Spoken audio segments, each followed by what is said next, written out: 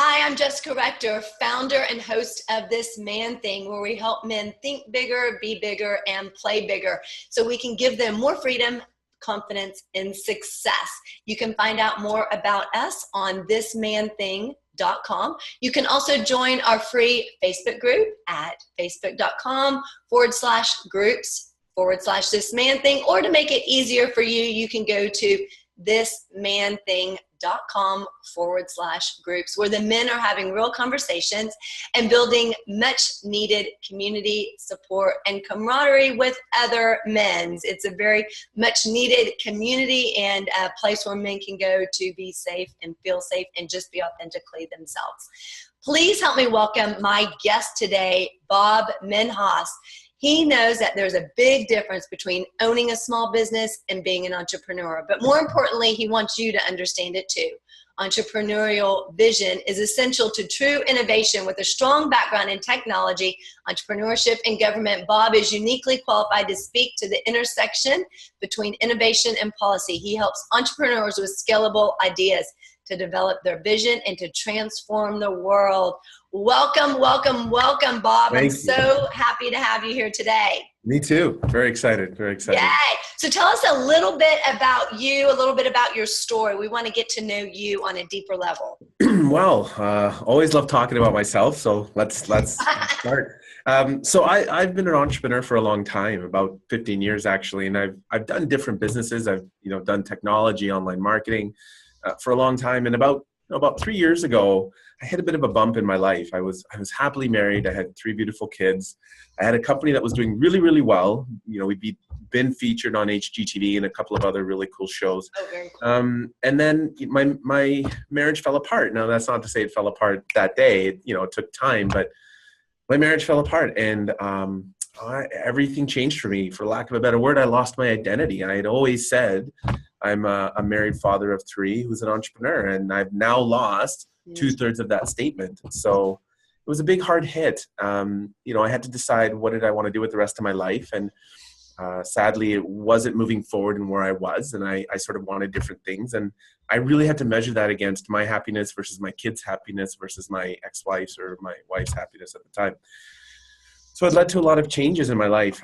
The first change being I ended up being homeless. So I left the house and the car. Sorry, I did leave the house and all of the sort of assets to the kids, because I struggled with them already dealing with the fact that their mom and dad were not together. So I couldn't fathom them having to struggle for anything else in terms of resources, right? As a father, we tend to be, or as a man in general, we tend to be the hunter, the gatherer. And, I wanted to make sure they had all that stuff. So I ended up living in my car for almost a year. And when I say homeless, there was some time in my car, some time in the storage unit. There was some time couch surfing. So, I just didn't have a home. And one of the most interesting things I learned as not just an entrepreneur, but as a man was, having a home or not having a home was really hard. Not having a place to hang your hat, as they used to say in the old days, was really hard on my identity. And so I spent that year trying to just survive, running 2 companies and also working 2 full-time jobs. Believe it or not, in our economy, 2 full-time jobs still wasn't enough for me to get a mortgage or a place to rent. So I spent that year just struggling to try and identify who I was and what I was doing, and overcoming a lot of guilt and darkness and shame. And it was a tough year. My companies just faltered. I eventually lost those jobs I had because obviously I couldn't keep up on sort of regular schedules. I eventually got really, really sick. There was one evening I was in the car, and I actually got a lung infection. It was the winter. And if you've ever been in the Canadian winter, they can be friendly or they can be merciless. This was a merciless winter. And I ended up spending about 3 weeks in the hospital. And in Canada, our system is paid healthcare. So we have, I don't like to say free healthcare, but we have healthcare that allows people like me to still survive. So I spent that time in the hospital, and it really put my life into perspective, saying, you're doing all these things to try and change your life and better your life for your kids, but you're not going to be around if you keep living this life. So yeah, it was quite humbling. So that, I decided to make a change, and I went out and I started working on myself. So I scrimped and saved money together to pay for a counselor. So yeah, still living in the car. I would still, make time and effort to see a counselor and really figure out who I was and what I was doing. And, where was I not going wrong, but where was I not understanding myself? And that really helped. It was this huge change in sort of better identifying where these dark thoughts were coming from, where this guilt and shame was coming from. It wasn't from the breakdown of my marriage. It was from years before, from things in my childhood, from things in my entrepreneurial journey that I just never addressed. Because as men, we kind of say, I'll just put that here for now. We'll get back to it later. We never do. Never get back to it. Yeah. Mm-hmm. Absolutely. So I spent that time. And I then found a friend of mine actually shared a really cool opportunity with me that existed at a municipality, a city north of Toronto, where I could be a small business consultant. So, here I was, an entrepreneur, saying, do I really want to take a 9-to-5 kind of job? But it was helping other entrepreneurs. And more importantly, it was building a program to help other entrepreneurs. So I said, yeah, it's kind of what I do now. And now I would actually have money not to live in my car. So I applied for the job, and I was thinking, I don't know that a city would hire a 15-year entrepreneur veteran. I went through 3 interviews over 2 months. The funniest thing I used to do is I paid for a gym membership. So what I would do is, before the interview, I would go into the gym and I'd kind of pretend to work out for 5 or 10 minutes. I wasn't really working out. I really wanted to shower and shave. Yeah, of course, right. So I used to go there, and I remember the owners would always recognize me, like, Bob, you work out a lot. You're here a lot. And it's like, yeah, I care about my fitness and also showering and shaving. Yeah.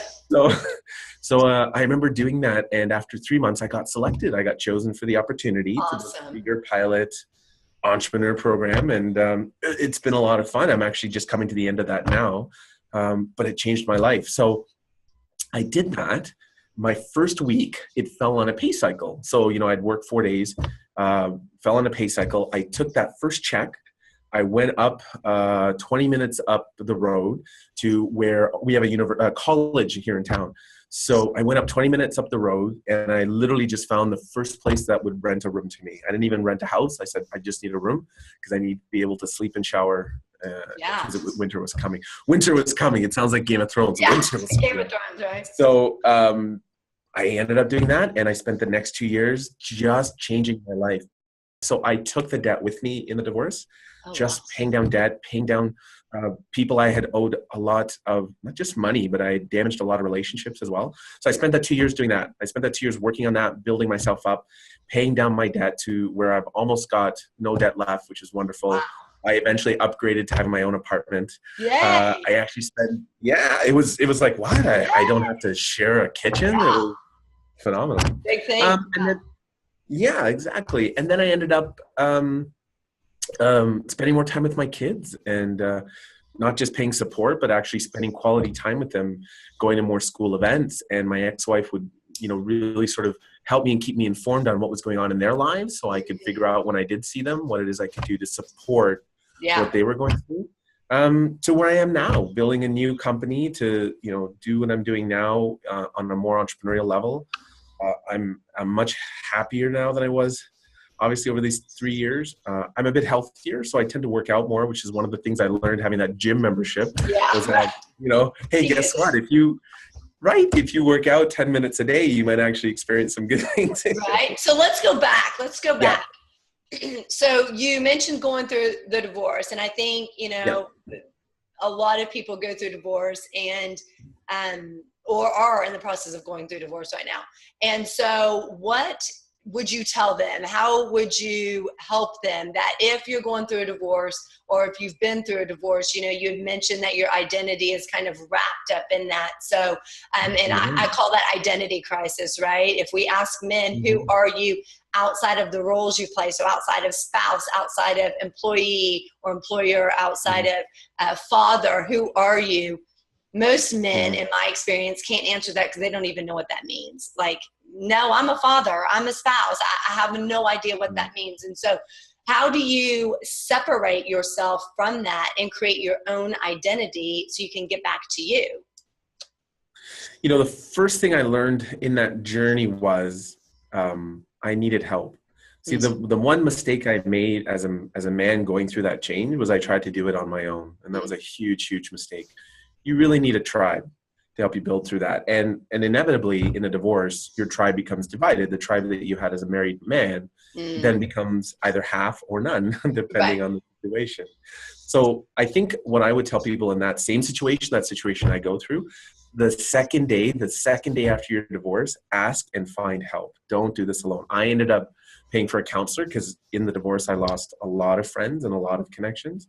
So I think that was huge in helping me not only understand that I'm losing my identity. See, Jessica, that's the main thing. You have to first admit and realize you're losing your identity as men. So I'm telling you this, but in the moment, I didn't realize the problem was me losing my identity. I just thought, oh, people don't care about me. It was actually that I didn't know what my purpose was anymore. Okay, so how does a man identify that? If you were in that situation and you didn't identify, how can you, and now you can look back and say that's what was happening. If somebody is going through that right now, how can they say, okay, this is me losing my identity? What are those signs? What are the things they need to look out for? Because they're probably not thinking that same thing. I mean, they're probably thinking that same thing. It's not my identity. So what do they look for to know that that's what it is? You know, for me, the most immediate thing was getting that help. But what I did learn was, like you had said, what are the signs? So, one of the first signs I had realized after getting that help was when I wake up in the morning, what am I doing? When I wake up in the morning and I thought of my day, or I'm not excited, or I don't have purpose, that's a problem. Another component is, believe it or not, is the way you dress. So being an entrepreneur, in my company, I had a uniform and I had dad clothes. When you're getting up in the morning, are you putting on track pants and a sweatshirt? That's unless you're an athlete in training. Dad clothes would be cargo shorts with like the 30 pockets. Anything that I can put on without thinking twice. Sweatshirts from when I was in university. From 20 t-shirts years. that are faded with holes. Those are dad clothes. And to this day, when I spend time with my kids and I know I'm going out with them, oh, Jessica, I still wear dad clothes because I want to be comfortable because I'm going to be chasing them. And, and I got to be sure that I can make that move. So, how you dress in the morning and what are you putting out? What are you doing? It's all about that morning ritual. If you look at that morning ritual and you realize, I'm just kind of going through the motions, that's an identity crisis, because that tells you if you don't have a reason to get up or excited or a purpose, there's a problem. So that's what I learned after getting that outside help.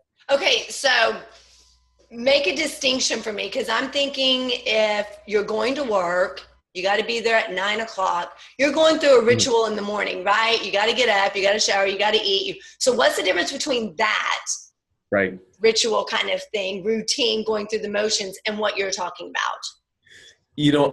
I think part of your ritual, it really depends, I guess, on how long you've been married and if you have kids, but your family becomes a part of your morning ritual, right? And so the morning, if you're getting up, so an example, let's say I would get up in the morning, as a family, we would do breakfast together. Usually it's a hot breakfast. If you're kind of getting up in the morning and your routine is shifted. So here's my routine as a married person. I would get up. I would, first thing I would do is jump in the shower, brush my teeth, come out, say good morning to the kids. So there's that methodical pattern to what you're doing. The moment that's interrupted, so for example, you get up in the morning and you're thinking, I live on my own. I can have pizza for breakfast. And you go down and you eat pizza, and then you realize you're late for work because you didn't shower, right? It's just that routine change. It's whatever when your routine changes to the point that you are now discombobulated throughout the day. So you work late, or you're driving and you're angry in the car, or just different elements that, you feel like you just feel out of body. That's what it felt like. It felt like an out of body experience.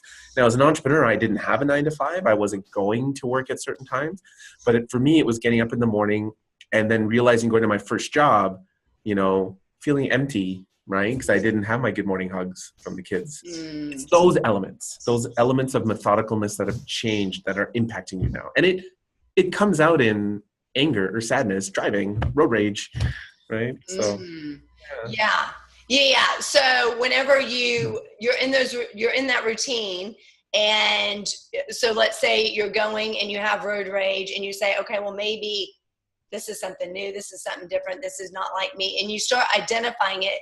What's the next step? So now that you've identified it, let's say, you can reach out to a counselor, you can reach out, but you had mentioned building a tribe or going to a tribe. Where do you find that tribe? How do you build it? Like, what does that mean? Because a lot of men that I've talked to, and I work with, when I say like, who are your closest friends, they tell me that they don't really have any close friends, or B, if they have quote unquote close friends, it's not anything that they would tell these guys, because they talk about sports and the weather, but they don't really have that kind of connection where you can say, hey, this is what I'm going through. This is what I'm feeling. This is what it's doing to me. I need help. Like, can you listen? So where do you go and find those guys and start building your tribe? Like, that's it's intimidating. Yeah. And, I'm a networker by trade. That's just what you are as an entrepreneur. But one of the things I learned in my divorce is I'm a true believer of the universe. What you put out is what you get back. So if we talk about a step-by-step process, before you even embark on looking for a new tribe, you need to get to a place where you're aware of who you are. And that's not saying have a definitive identity at this point, but just being aware of, I need something. I'm missing something. Being aware is the first step. The next thing I did, literally, Facebook groups and Meetup.com. I would just go to a variety of events and classes. I would take classes. I would take a ton of different. I love that. I took classes in French. I took classes. I'm actually signing up in the January to do one on swordplay. Like, I like that. It's just finding these different straight cooking class. Like, just do classes, library classes, and Meetup.com usually has a lot of meetup classes related to singles, related to fathers. I would do a lot of joint classes for parenting. So if there was for example, on Sunday, you can see on my Facebook, I went to a daddy-daughter day where they taught us how to braid hair. Oh, so you would think, cool. so you would think, oh, Bob's going to a mompreneur event. No, I went to an event where I knew there would be other fathers there that likely, if they were learning how to do their daughter's hair, they were either a single dad or a divorced dad, right? So, that it's all about, and see, as an entrepreneur, that's what I call target market acquisition. So it's all about, how do I find my target market? So Meetup.com, Facebook groups, a huge savior in getting out there. And you're right about being intimidating, which is why I love the Facebook side and the Meetup side. You start virtually, right, Jess? Like, you start slowly getting into it, kind of voyeur, watching what's going on and dipping your toe in before you actually get out and get in front of these people. Yeah. And you know what? I love, love, love Meetup. And I always tell my clients, like, okay, so just go on Meetup.com, whatever you're looking for, they have something. If you want to write poetry, do it. If you want to slam poetry, do it. Like, they have stuff for pottery, dancing, which may not be typical man things, but masculine things. But guess what? There's a lot of men doing them because they're trying to find out who they are at their core. Because especially for men who've been married a long time, when they got married when they were younger and they've been married for a number of years, and then that marriage ends, that's what they've known for 16 years or 20 years, since they were in their early 20s. And now their whole system, it has been changed. So it's like, well, I need to get back to who I am and taking care of me. And guess what? They've been wrapped up. Their identity's been wrapped up in, their spouse or in their kids. And it's like, okay, well, I'm going back to a clean slate. I don't even know what that looks like for me. And so Meetup.com, it's if you want to join a book club, there's that. If you want to go skydiving, it's all kinds of, But there's even traditional things for men. Like, there was a group where I joined where it was rock climbing. There was another group where, there are those caveman masculine things as well. Everything. So it's not that you have to, you don't have to cross over to be completely more effeminate or in tune with your feminine side. You can make that transition slowly. And what I want to touch on is, you made a really good point about identity. And I really want to clarify something. So, when we talk about identity, what happened to me was a bit different. It wasn't just that I lost my identity. I actually found a whole new identity. And, what's funny is the reason why I think, my ex may differ, but I think my ex and I co-parent very well and are still friends, is because I'm very open and honest, and that the person I was during my marriage isn't the person I want to be. Tell me more about that. Well, I was this guy. I was an entrepreneur. I was a hustler. I was the guy that knew how to break the rules and make them work for me. That was my identity. Bob, like, they used to call me in university, I was known as Mr. Appeals, because I knew how to get out of every test and every exam and still get a good grade. Like, I was always that guy that wanted to navigate the system. Well, you know what, Jess? Eventually, that bleeds into your core identity. That bleeds into, I start to become that person that says, I can manipulate the world to work for me. And I don't know about you, but I think after a while, as an entrepreneur, that works for you, right? so I started becoming this person that, and I didn't realize it until, I had this aha moment with a couple of friends of mine in a coaching session that, they walked me through this pyramid of who I was. And then we created this pyramid of who I wanted to be. And until I visually saw it on a board, I didn't realize that I was somebody I didn't want to be. It wasn't until somebody outside of me said, Wow.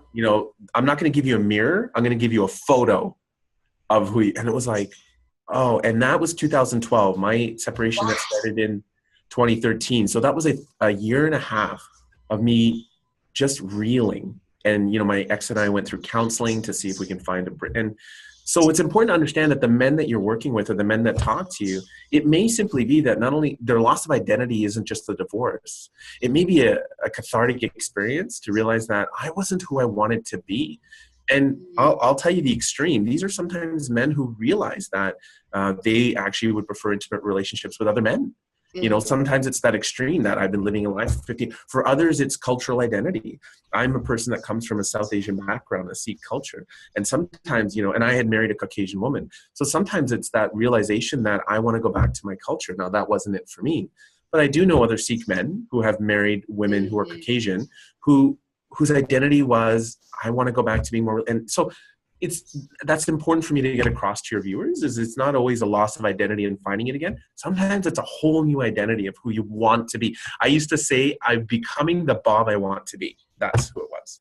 Ooh, yeah. And that's one of the things that this man thinks about, is helping men become better versions of themselves at their core, right? Who they want to be, not who they are, because a lot of times who they are is who their parents think they should be, or who society says they should be, or who their spouse wants them to be, and not who they want to be. And I think that is what leads to so much inner conflict with men, is so I was just telling the group last night, like, men are they give. Women have come to a point that they're like, hey, I need to take care of myself first. And I don't think men have gotten there yet. They do not have the mindset that I need to be me in order to be able to give and to serve and to share in a bigger way. They just give what other people want, be who other people want them to be, and not fill themselves up first. And part of filling yourself up first is being who you are at your core. And a lot of times men don't know who that is, because they spent so many years climbing the corporate ladder because that's what they were supposed to do. They spent so many years playing, football because that's what their parents wanted them to do. But that they would have rather gone and played soccer or acted in a play or whatever it is. They didn't want to play football. And so then they do that over the course of 6 months, a year, 5 years, decades. They end up becoming someone that they aren't, and then they don't recognize themselves. So I think that is so important, like becoming who they really are and getting clear on that identity. And I think that's important, is really being honest and truthful with themselves on who and what that identity is, because it may not be the person that you are today. I love it. Virtual high five, Jessica. Virtual high five. Yeah, 100%. And you know what? Can I get it? Did you? It is that. It's exactly everything you've touched on. So, and just to share another thought, I was talking inevitably about my network. I tend to have more women in my network than men, because I used to work a lot with the mompreneurs and other female groups. And inevitably we have these conversations, and and I don't know if this is another shift that we talk about a little later, but they talk about dating online. And, they'll say to me, so Bob, how did you find when you were dating, or when you were on there, how did you find them? And I would typically tell them that I hated it. And they were shocked. They're like, I don't understand. Because when I use it, men are constantly propositioning me and trying to get, a one night stand. And I would tell them, listen, women, and this is a bit, this is my own opinion. Yeah, this is my own opinion. I like to tell women today that there's a whole new generation of men that exactly identify with what you say, Jessica. They're sick of POF and Tinder, because they're being criminalized for the acts of other men who haven't gotten that identity that you just talked about. You haven't gotten that sort of harmony of being in tune with who they are and what they want. There's a whole generation of men that will actually not use Tinder or POF. And I believe, from my time spending in your group, that they're with you. And it's like, it gives me peace, because that tells me my boys are going to grow up in a world. I have 2 boys and a daughter. That tells me my boys are going to grow up in a world where they're told that it's okay to express whom they are and their emotions. And my daughter's going to grow up in a world where she's ideally most likely going to find a man that is more in tune as well. So I love that you bring up these points about identity and core value, for sure. You know, and that brings home such an important point for me, because as a single mom raising a boy, I think one of my hot buttons is how we're parenting boys, right? Because I believe we're generations have passed, and even currently, you know, boys are not being taught how to express their emotions. They're taught, man up, pull yourself up by your bootstraps, don't cry.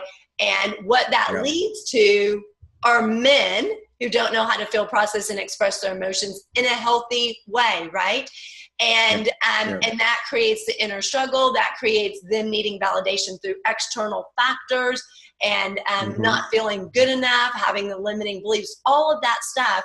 And so as a parent, I have to consciously be aware of what I'm teaching my son. That, you know, and to give you an example, my son is 4, and he was kind of in that hitting phase, and I have a lot of feminine energy. I'm very female, but I am also very direct, like a man. I am very like, get to the point, action, come on, let's get it done.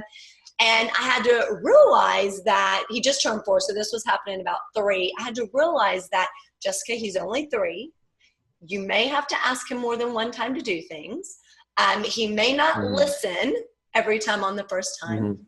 And when he starts hitting, it's not about the behavior. It's about what's causing the behavior. And I think so many people focus, whether it's parenting or as for men as adults, they focus on the behavior and don't ever figure out what the emotions are happening, what's going on behind the behavior. And so it's like, oh, you know, so-and-so is an alcoholic. And so they think if they fix the alcoholism by getting the person to stop drinking, everything's going to be wonderful. Everything's going to be going back to normal. No, you've got to figure out what is driving the drinking. What is causing him to go out and drink? What's causing him to be addicted to any millions of things people can be addicted to? What is it behind that? And so with my son, what I found that worked is when I would fight back with him, the madder I'd get, the more I'd fight back, the more he'd keep fighting back, right? And I had to say, okay, Jessica, what is going to work? So I had to take a step back and actually say, okay, Blaze, I know you're mad. I know you're angry. Why are you mad? What's wrong? What's going on? And the crazy thing that what happened was when I sat him down and had this conversation with him, he talked to me. He said, well, Mommy, I'm mad because you said I can't have my transformer, which in his world was a big deal, right?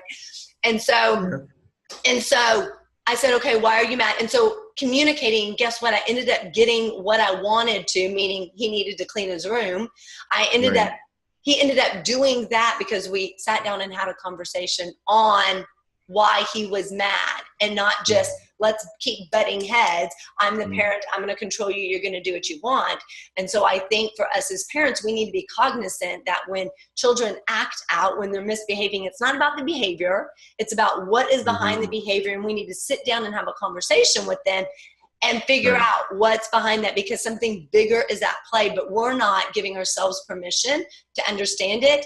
And we're not respecting our child enough to listen to them and say, hey, let's talk about this. And it also gives boys and girls alike permission to communicate their feelings as opposed to behave in unproductive ways. And the thing is that when we do that with children, boys, when they're young, that translates to when they're older, right? If we start talking and sharing with boys, hey, it's okay to talk about our feelings. It's okay to get that out by sharing and not through fists or punching or whatever it is. And you keep doing that consistency, habit, right? Pattern, then you're going to teach men that that's how they get it out as well. Talking and not going to a behavior like hitting or drinking or drugs or whatever. And you teach them, you create that pattern. So I think, so you touch on a very like hot button for me, because I think parents go through the notion of what they've been taught and they're not consciously parenting on what's going to work best for their children. So And it's interesting you say that as a single mom. So I grew up with a single mom as well. And my ex-wife also had a single mom growing up. And one of the things I think my ex and I realized is, we use that use your words philosophy jointly. So when it comes to parenting, so a lot of the men who watch this with you, I think a lot of us sometimes feel like we're alone. It's a bit of pride, letting go of pride and arrogance to ask our ex-wife for that support. And I'm not going to lie to you, I'm still working on myself. And sometimes I kind of think, okay, well, I'm going to have to ask their mom for some advice and help on this.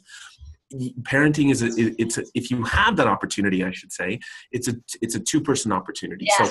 So, when that messaging that you just said comes from their father and their mother, man, oh man, I've found in the last 3 years since the separation, as we do this, that it's much more impactful when there's consistency in the messaging from their parents. That's what I've found.